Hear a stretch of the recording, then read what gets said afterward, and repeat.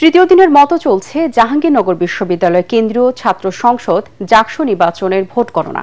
২১টি কেন্দ্রের মধ্যে এখন পর্যন্ত ২০টির গণনা শেষ হয়েছে। এখনো বাকি একটি কেন্দ্রের ভোট গণনা।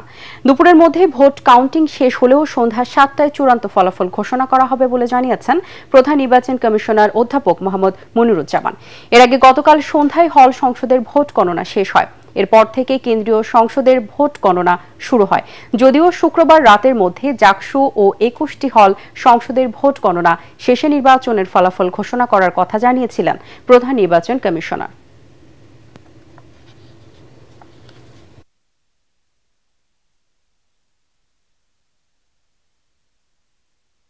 এটা আসলে আমরা ভোট গণনা করতে যে অনেকে আমরা এখানে কাজ করছি, কারো গতি বেশি কারো গতি কম, কিন্তু আপনারা যখন জোরাজুরি করেন একটা সময় বলার জন্য তখন অনুমান করে বলি, অনুমান তো সবসময় বাস্তবসম্মত হয় না।